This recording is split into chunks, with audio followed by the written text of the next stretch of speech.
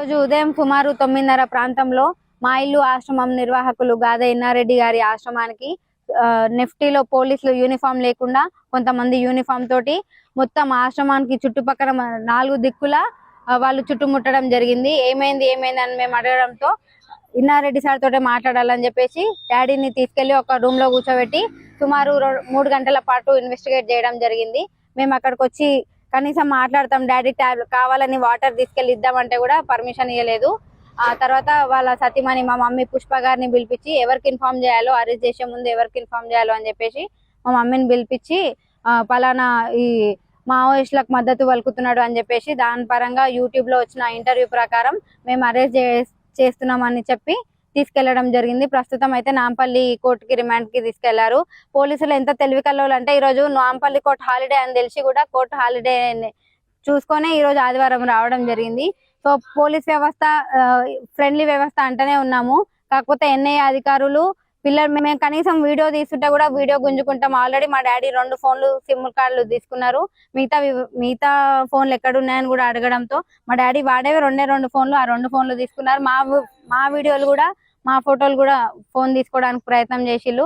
ఇంకా మళ్ళీ అనవసరంగా ఫోన్స్ పోతాయని మేమే ఏం వీడియోలు తీయలేకపోయినాం. లాస్ట్ మూమెంట్ లో అరెస్ట్ చేసే టైంలో మాత్రం మాకు పర్మిషన్ ఇచ్చిళ్ళు ఫోటోలు వీడియోలు తీయడానికి. సో అరెస్ట్ ముందు కరెక్ట్ గా అన్ని ఆల్రెడీ వాళ్ళ వెల్ ప్రిపేర్డ్ గా వెల్ ప్లాన్ గా వచ్చి కంప్యూటర్లు, ల్యాప్టాప్లు, వాళ్ళ సిస్టమ్ అన్ని తెచ్చుకొని ప్రింట్అవుట్ కరెక్ట్ ఆ మూమెంట్ లోనే టక్ నా మాట్లాడిళ్ళు అరెస్ట్ మేము జారీ చేసినారు వెంటనే. బిఫోర్ ఏమి ఇవ్వలేదు, కనీసం ముందు ఇన్ఫర్మేషన్ ఇవ్వాలి. మొత్తం చుట్టూ మేమేమన్నా మా డాడీ ఏమన్నా పారిపోతాడు ఇంత అన్ని చుట్టుపక్కల మొత్తం కావాలి కాస్తే ఏమన్నట్టు. కనీసం బాత్రూమ్ పైన అది పోలీస్ వ్యవస్థ, అది పోలీస్ చేసే ఉద్యోగం కావచ్చు. కనీసం మొత్తం చుట్టుపక్కల కూడా 4 దిక్కు మీడియా వాళ్ళు వస్తే కూడా కలవనీయలేరు. సర్పంచ్లు, ఉప సర్పంచ్లు మేమన్నా కూడా రేపేమన్నా మా డాడీకి అయితే ఆదుకునేది మాకు లోకల్ వాళ్ళే కదా, కనీసం వాళ్ళనన్నా రానియండి అంటే కూడా అట్లా కూడా రానిచ్చే ప్రసక్తి రానియలేదు. సో పోలీస్ వాళ్ళు కానీ ఇక ఎన్ఐఏ అధికారులు సుమారు ఒక 50 మంది రావడం జరిగింది. కాకపోతే అందరూ సివిల్ డ్రెస్ లో ఉండడం వల్ల, అధికారులు అందరు సివిల్ డ్రెస్ లో ఉండడం వల్ల ఎవరు మనుషులు, వాళ్ళు ఎవరు, ఏ ఆఫీసర్ అన్నది మాకు తెలియలేదు. సమాజంలో మంచి చేస్తేనే చెడు అవుతుంది. మనం ఎంత మంచి కోరుకుంటామో అంత చెడు మనకే అవుతుంది అన్నట్టు. ఎప్పుడు కూడా ఆయన స్వార్థం కోసం పనిచేసింది కాదు, ఎప్పుడు ప్రజల మనిషిగానే ఉంటాడు. ఆయన స్వార్థం కోసం చేసేటట్టయితే ఇంతమంది అనాథ పిల్లలను ఇచ్చేసేవాడు కాదు.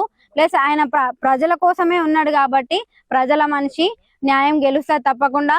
వాళ్ళకి మద్దతు ఏం పలకలేదు అంటే ఆయనకి ఎంతో కొంత, ఇప్పుడు ఆయనకి ఆ పార్టీ తల్లి లాంటి పార్టీ, ఎప్పుడు తల్లి రుణం తీర్చుకోవాలని అనుకుంటారు. కాకపోతే ఏం సపోర్ట్ అయితే ఏం లేదు. కాకపోతే ఇక మీడియాలో వచ్చిన విషయాల పట్ల అరెస్ట్ చేయడం జరిగిందని మాకున్న ఇన్ఫర్మేషన్. అంటే మాకు ఇచ్చిన పేపర్ ప్రకారం పలానా యూట్యూబ్ ఛానల్లో ఇట్లాంటి మాట్లాడడం జరిగింది, ఆ మావోయిస్ట్ పార్టీకి మద్దతు పలుకుతున్నట్టు ప్రోత్సహిస్తున్నారు కాబట్టి ఆ విషయం పట్ల అరెస్ట్ చేస్తున్నామని మాకు తెలియజేయడం జరిగింది.